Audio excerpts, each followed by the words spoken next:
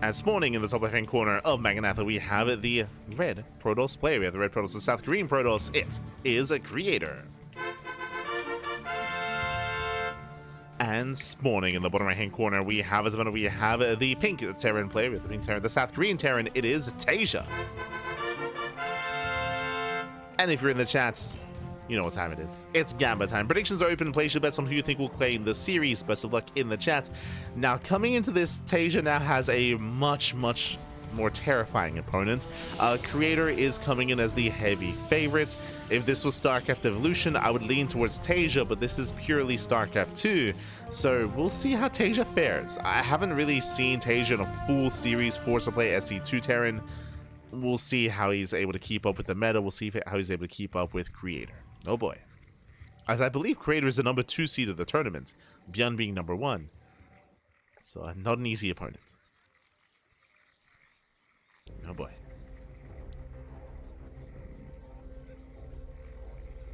Here we go. Your Teoria. Teoria, papi. But yes, you're not wrong in the sense that TaeJa has been competing mainly in StarCraft Evolution for the past 2 months. But starting around a week ago, he started competing in StarCraft 2 tournaments. So this is, I believe this is his second tournament. He played in War TV Monday. So TaeJa, he played in War TV Monday. He might have played in Little League Cup. I'd have to double check. But now he's here. So it's very recent, like over the past like 7 days. TaeJa started competing in SC2, which is really cool.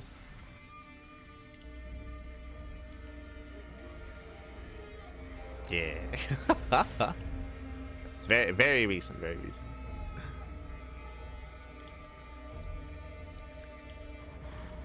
As we are going for an economic opener. So TaeJa going for the Rax Expand, economic start here out of our pink Terran player.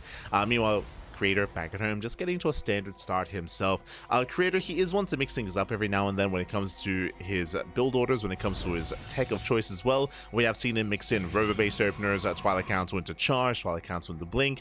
So we'll see what Creator goes for this time, as we have a Safety Shield battery here on the low ground.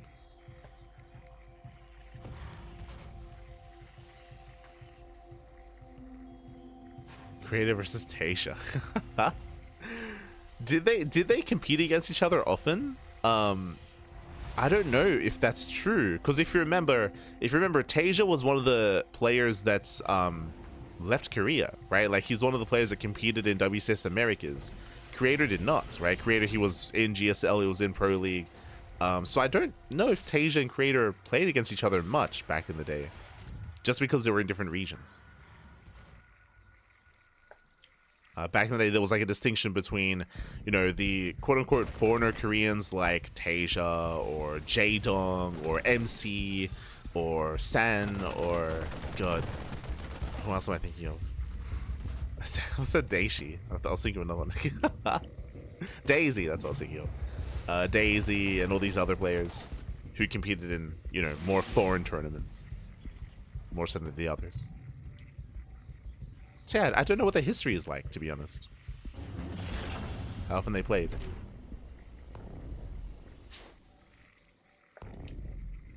Yeah, true. Jack G. Yeah. We can start naming them all. Jack G. True. True. That's a little bit later, but true as well. All the Axiom boys, of course. Crank, Ryung, Hearts, Alicia, Impact. To be fair, Ryung and Impact, they stayed and competed in GSL. They didn't compete in the foreigner WCSs. Oh, Ryung did a little bit. Different era. For the time being, though, TaeJa is going to be opening up with his drop. It does move out across the map. Does move out with his Widowmine Marine drop. This is designed to get economic damage. The Widowmine ideally zones away the Stalkers and the Marines that go to town in the mineral line on those probes. Here comes the unload. Does unload. Widowmine shot going off on the main army. Oh! Going for the army. Does try to retarget. Gets a couple of workers. 2 probes go down, and TaeJa does pick up. Does get away. Gets some okay damage behind this. Creator did play it safe. Did open up 2 gate blink. Into a 3rd.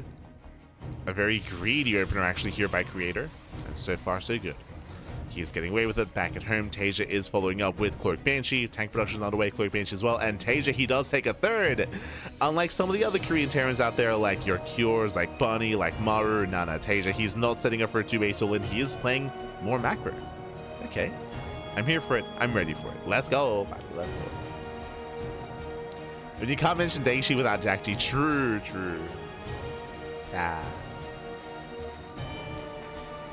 The best bromance in StarCraft 2. all the shipping. 4GG, yeah, true. Yeah, 4GG, he's another one. Also competed in WCS EU. Golden, another one. I mean, we can just name them for days. But for the newer viewers in the chat, because I know there was an influx of viewership and an influx of new people in StarCraft in Legacy of the Void, and also during the COVID era as well. Back in the day, like StarCraft 2, the Korean scene was a little bit different. There was a lot of oversaturation amongst the Korean scene, and a lot of players actually competed outside of Korea, and they had to pick and choose if they wanted to play in GSL or in WCS. Technically, GSL was WCS Korea, but we just called it GSL.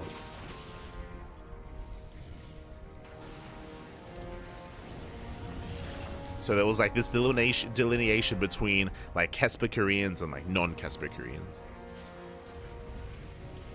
As the Kesper Koreans, they were forced to just stay in Korea and compete in Korea. To compete in Pro League. Pro League back. There were exceptions, of course. There were certain teams that would allow players to travel, like Hero and Solar. Samsung, they'd send out Solar for a lot of like IEMs and DreamHacks. CJ would often send out Hero. But again, those were like more exceptions than the norm. Where they'd like get permission to be sent out to play like in a tournament here or there.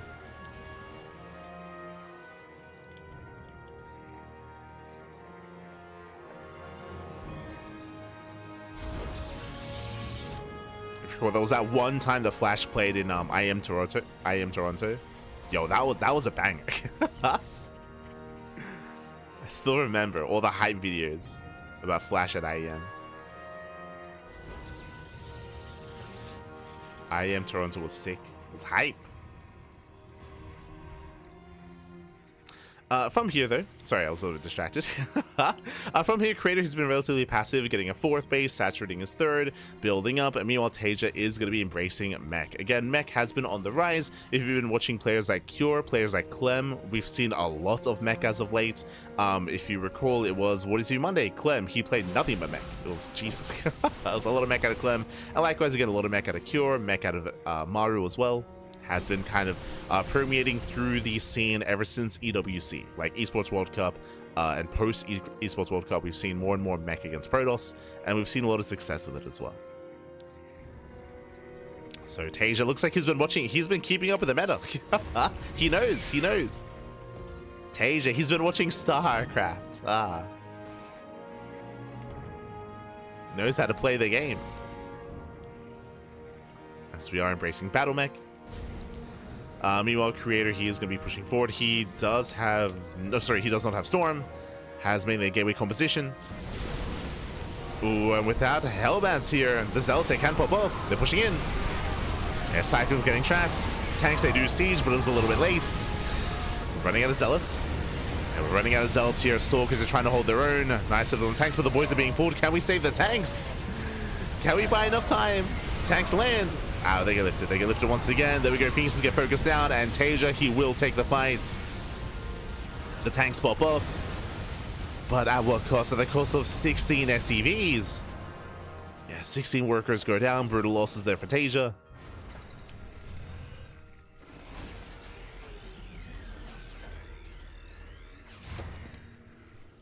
As he does have to counterattack. We gotta go. We gotta push. TaeJa, can he break the 4th? Can he break the 4th base?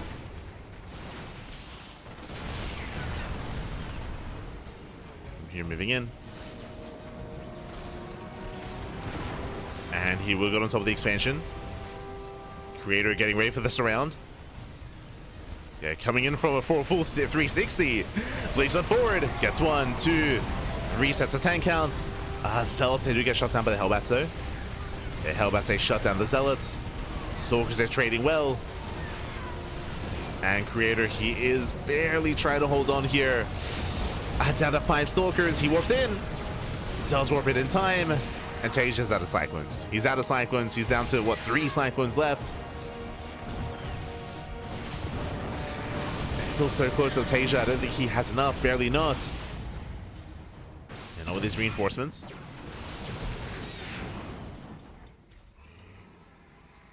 TaeJa's force back. Still very close, very clutch. Ooh, full medevac goes down. And TaeJa gets cleaned up. Yeah, this one, he is going to be cleaned up. We're getting messy. Supplies getting close. TaeJa scans looking for another base. It's 4 versus 4. 4 bases, I mean. Economies are still neck and neck. But the army just isn't there for the Terran. Stalkers, they blink in. Oh, nice. The juggling, though. Nice juggling. Cute moves there out of TaeJa. But last, the Cyclones are being chased down. There are no Cyclones left. Not like this.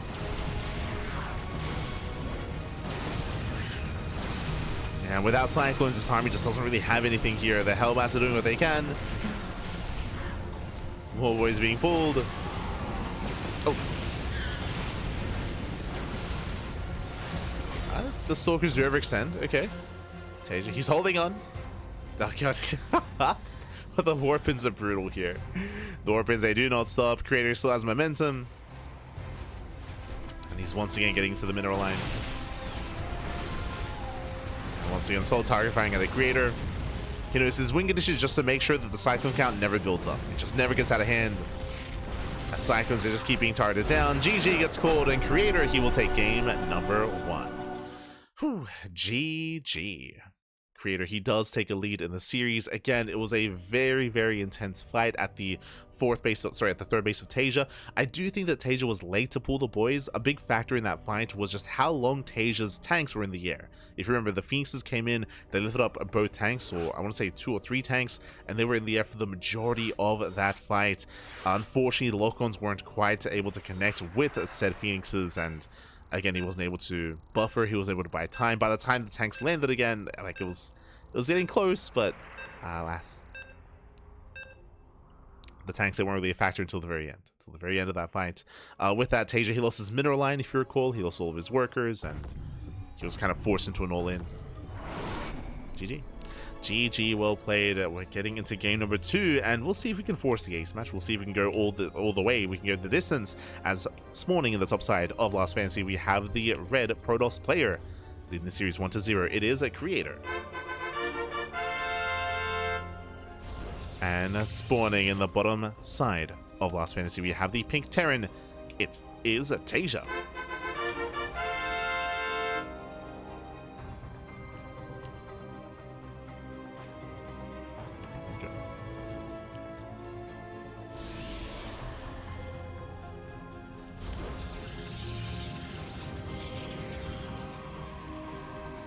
Do you think Mech is the answer to Terran's recent woes? So something that we've been mentioning for a long time, throughout the entire year, is that TvP has been I would say TvP is the matchup that has been changing the most. I want to say we've had like 4 different metas this year. Like the meta just keeps shifting as we have different norms coming in and dipping out. For example, we used to have really economic and greedy openers from the side of Protoss. Like 2-gate blink was the norm at the start of the year, and then in rose the prominence of 2-base all-ins, so then 2-gate blink stopped becoming the norm. Even before that, Phoenix Colossus, of course, that kind of fell by the wayside. To the point where, because 2-base all-ins became so prominent, nowadays we do see a lot of Protoss players staying on 2 bases. Now they stay on 2 bases longer, they go 3-gate blink, sometimes they even take gases on 2 bases and going to storm on 2 bases as well, just to be safer, just to force longer games and come out ahead. And now I guess the answer to that is to try to embrace mech here. I would say that, which yes, does really well if the player blindly goes storm. I would say over time, if this meta settles again for a couple of weeks, then Protoss players will be stopping, they will stop opening up Storm, for example, and start heavily reliant on gateway heavy compositions with Blink Charge, like we saw last game, right? There was no Storm last game. You do want to go for this gateway heavy composition, and the meta will shift again, and Protoss will adapt, and then Terran will adapt, and it just keeps changing.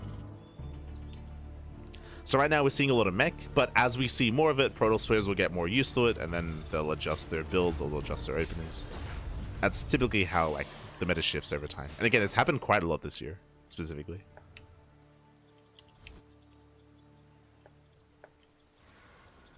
As opposed to like circa 2021, 2022, coming into 2023, where we saw almost purely like Phoenix Colossus. Almost. Where the matchup was a little bit more stagnant, I feel.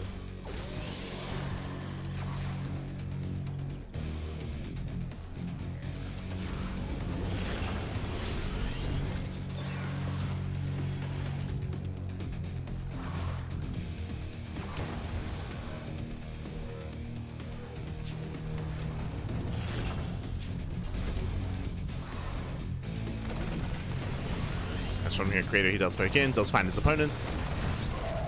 We do have once again a similar build where we're opening up with Widowmine Marine drop. Starport's on the way for the medevac for the eventual drop play. So far it looks like the same build. Behind this Creator, he is going 3-gate blink. Last game he went 2-gate blink into a faster third. This time he's going for a safer build, a safer start. Makes sense on Last Fantasy, as it is a smaller map compared to Maganapa. And just getting caught out. Creator gets the hell out of there. Does pull away. And here comes that drop. So once again, Marine Widowmine, just like game 1. And the goal here is economic damage. Last game, TaeJa was able to get 2 probe kills. He didn't really get much done. Here, Creator, he's being a little bit safer. He's going to have more production available. We'll see if TaeJa can find a little bit more damage.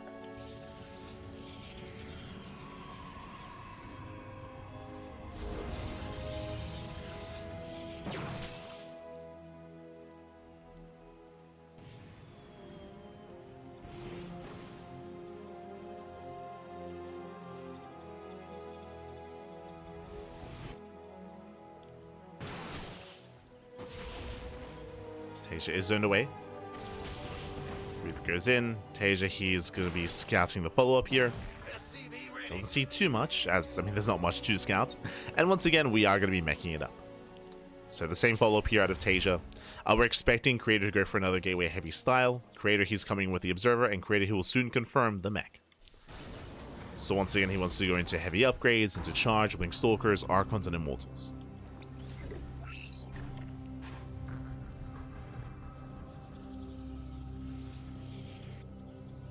We have seen some players in recent days try to go for like Colossal Space play against mech. Personally, I'm not too convinced by it, but we have seen players play around with it a little bit. Banshee is deflected. Nice setup here from Creator.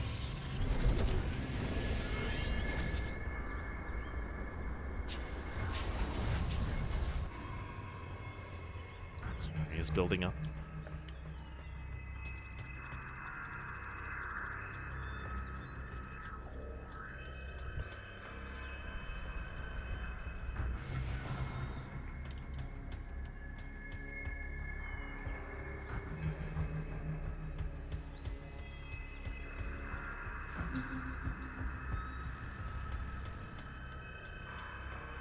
And Creator's just on him to prepare back at home.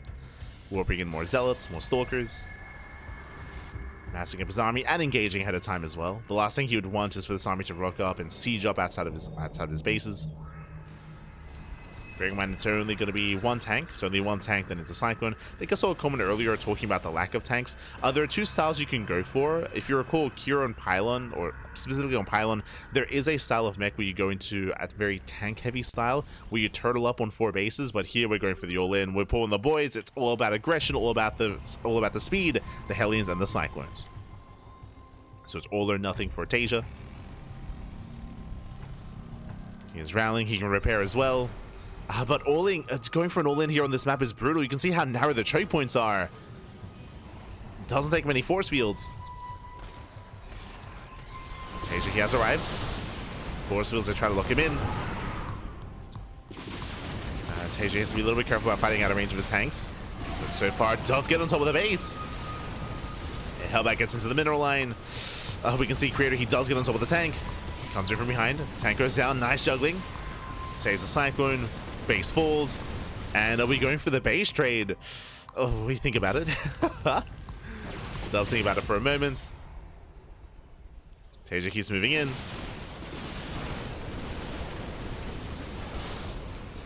And again, we need more Zealots more than anything. Creator, his supply block. No!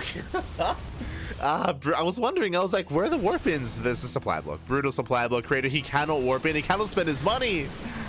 He cannot spend it. Losing the pylons, losing the Nexus was too much. Ay. So he cannot warp in. He cannot reinforce it. I mean, now he can. But it's too late. It's too little too late. TaeJa, he breaks on through, takes down the pylon, takes down the production. And TaeJa is going for the kill. Going for the throats. Creator, he wasn't able to slow down the all-in. He wasn't active on the map. And likewise, unfortunately, it was a brutal supply block as well.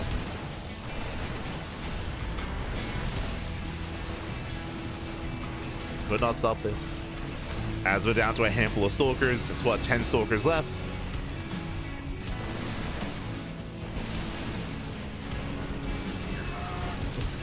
Catching out all the workers. The link control here has been on point, but there's only so much you can do with Link Stalkers. Only so much.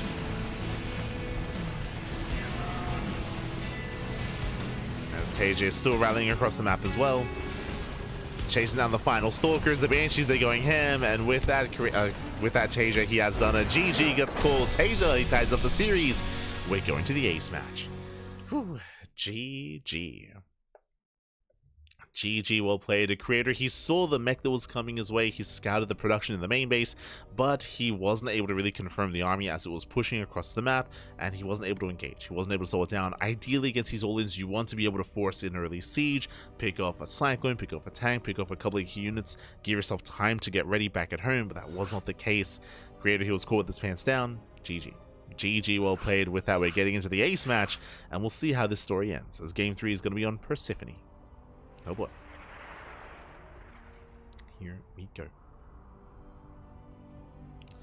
But I do appreciate that TaeJa, he has some builds up his sleeve. The opener was the same. The opener was the same as game 1, but the follow-up here was very different. Remember, he only made one tank, then purely Hellion Cyclone production, pulled the boys on 2 bases, committed to the all-in. I do like that kind of build on some of these smaller maps, like your Last Fantasies. I'm not too fond of it here, though. Up next, we're going to be loading into Persephone. There are going to be more opportunities for Creator to engage, to slow down the push, so we're expecting something different again out of TaeJa. We'll see. We shall see. Likewise, we'll see if Creator does go for a more aggressive response. We have seen some players struggle with mech against something like 4-gate Blink Stalker, for example. Can pop off. But we'll see. As our players are ready, we're loading in.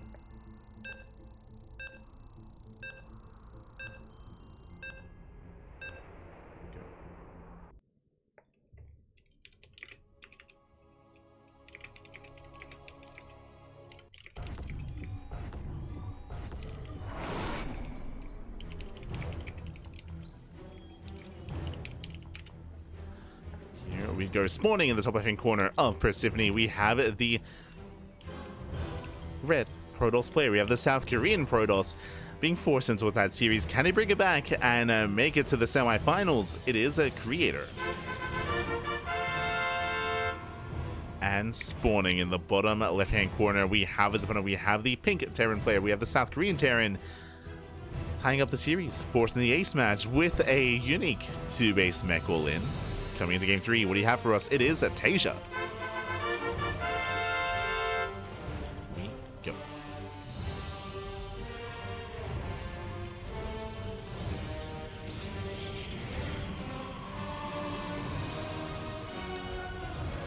We go.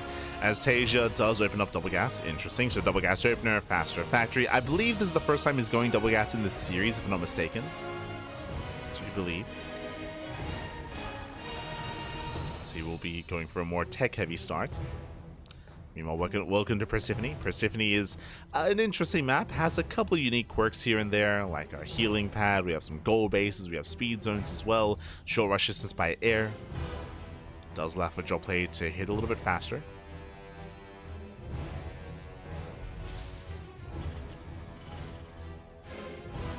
We'll see if TaeJa does commit a little bit harder into Banshees, for example.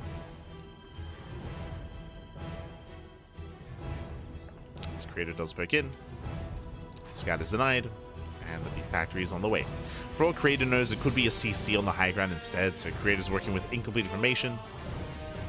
So far, the scouting is denied.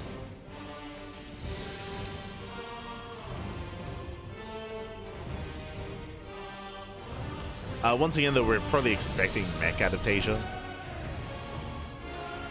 So we're leaning into.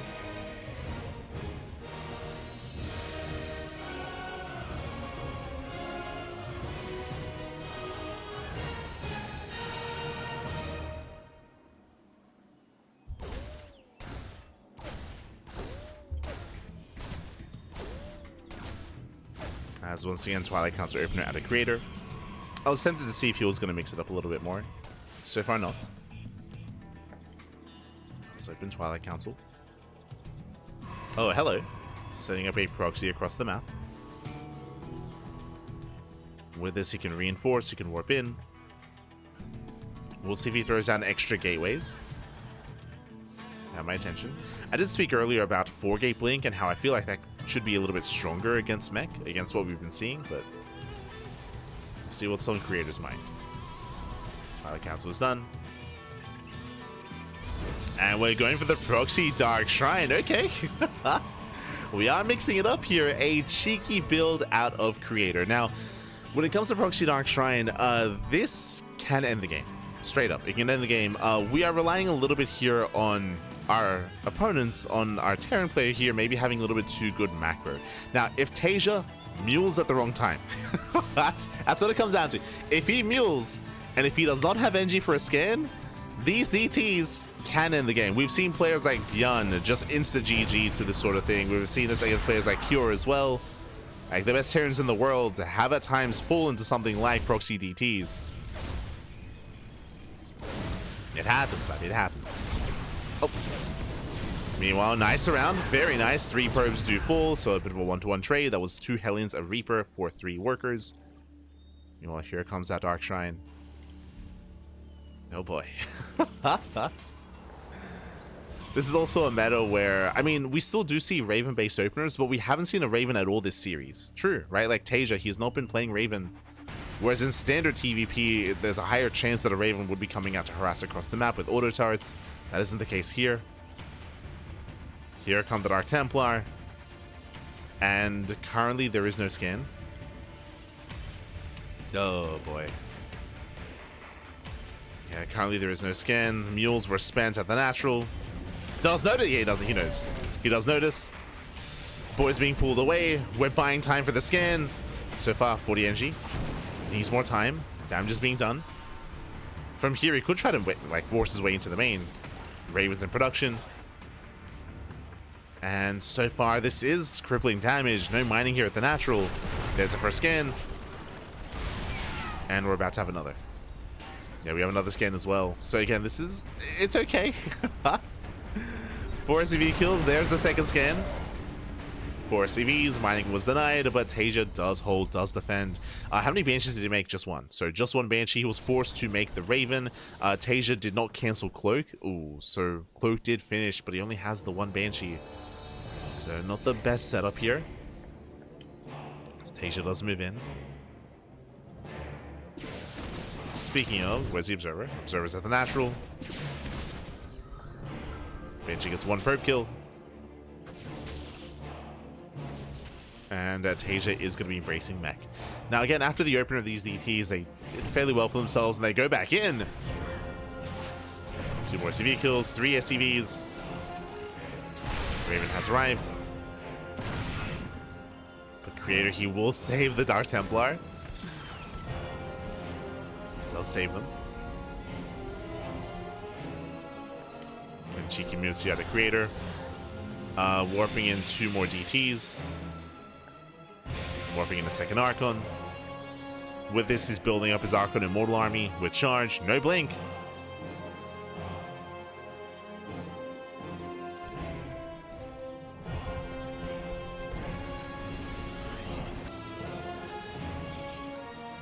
Creator settling in. From the side of TaeJa, the question becomes, do we get a third CC? I believe by this point in game 1, after this factory was done, okay, there we go. After the factory was done, is when we threw down the third CC. There it is. So TaeJa is not going for a 2-base all-in. He's building up into a longer macro game.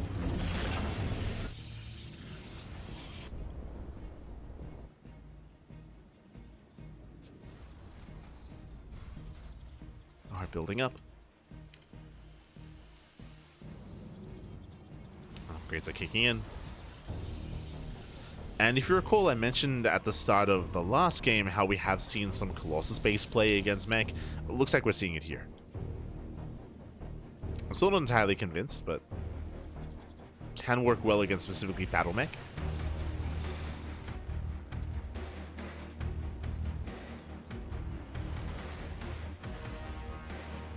This Creator, he's rushing into the gold. He does have map control, true. Rushing to the gold base.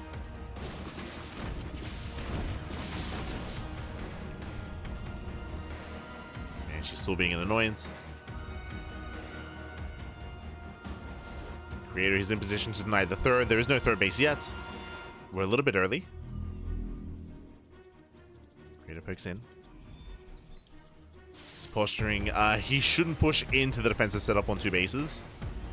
I believe he's just checking for the expansion. Just checking for the third base. Spots the army, rotates to the linear third location, confirms there is no base yet. And we just gotta calm down. just calm down. Don't A-move into the natural. Just calm down, warp in, contain. Colossus production has begun. There's the Unsiege. Creator does spot the army. Our pylon is under attack. Proxy gets spotted, that does distract. He's just slowly getting in position.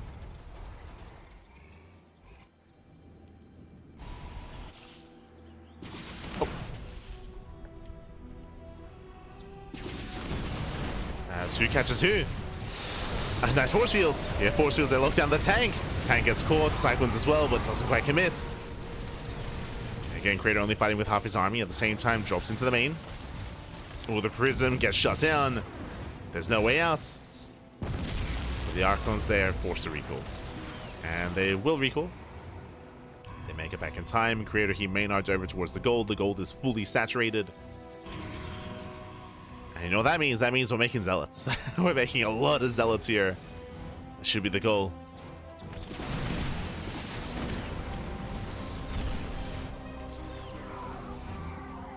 Simon does catch an Archon.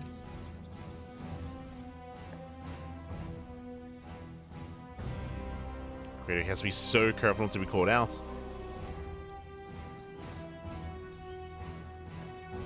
TaeJa, he does scout. He does confirm the gold. Is aware. So we're at the gold base. Tank does siege. Creator coming in from behind. He's trying to. But where are those Zealot warpins? Gets the tank. So let's catch the tank. Colossus getting caught out. Get out of here. The Colossus gets caught by the lock-on. Barely does get away. Can't say the same for the Archons. Yes, Creator, he's on his own. The army's out of position. And TaeJa is pushing through. Oh. Creator coming in from behind. Does catch those reinforcements. The base is going to go down. Remember, Creator, he has the gold, so he can afford that, but he's getting surrounded. Oh. Let's get out of here. Yeah, again, Creator, he's just out in the open. It's just a really awkward position for the Protoss. Immortals are going to go down. Oh, we're running out of Cyclones, though. They need to catch those lock-ons, and they will. Yeah, Creator, he just plummets in supply. Not enough Zealots, not enough reinforcements. Okay, but does escape. Does pull away. Oh. At the same time, there was some Zealot harass. 16 SCV kills. So TaeJa also taking some losses. Also does sustain losses here. Creator of the gold base is putting in a lot of work.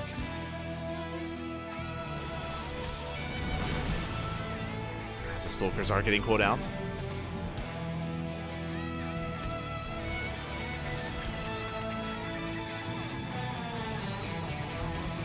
Once again, Creator is caught trying to defend his main base and also his gold. So he's never actually fought with his entire army. His army's cut in two. And that's been giving TaeJa a lot of opportunities. So Creator does counterattack, catching out 2 Cyclones. TaeJa is forced back home. Oh. Forceback does catch every single Stalker.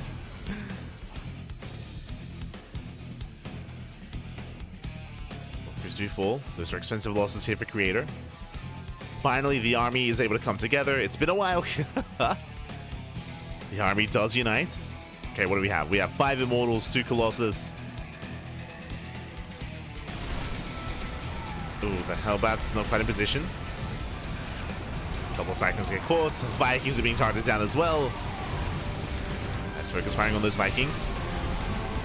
The Cyclones are trying to get on top of the Colossus, but they barely cannot. And Zelsa do a great job tanking. The Immortals, they go him. And Creator, he will take the fight. Again, there just wasn't enough buffer there. GG gets caught. TaeJa gets shut down. And Creator, he will claim the series 2-1. Taking down TaeJa and advancing on to the semis. GG. Whew. GG, well played. Again, we had an intense back and forth there between Creator and TaeJa. Thankfully, despite Creator getting caught down in the open, he was able to get economic damage. He was going for a Zealot run by his Zealot counterattacks. A lot of SCVs were going down, so TaeJa didn't have the economic lead that he otherwise should have had after sniping bases. And of course, the gold base is also a big factor. Sure, it was a little bit awkward for Creator to defend the gold, but it did allow him to have a boosted economy, to sustain himself, to build up those Zealots, and they did a great job, but they did a good enough job tanking for the army, tanking for the Immortals. GG. GG, well played with that. Creator, he does advance on. But a shout out to TaeJa, because TaeJa, he was definitely making Creator sweat. He was it was an intense one for sure. GG, well played. Creator does advance on to the semifinals, and he's waiting for the winner of the quarterfinals. Oh my god, so much of the bracket is still ongoing. There's so much still to come.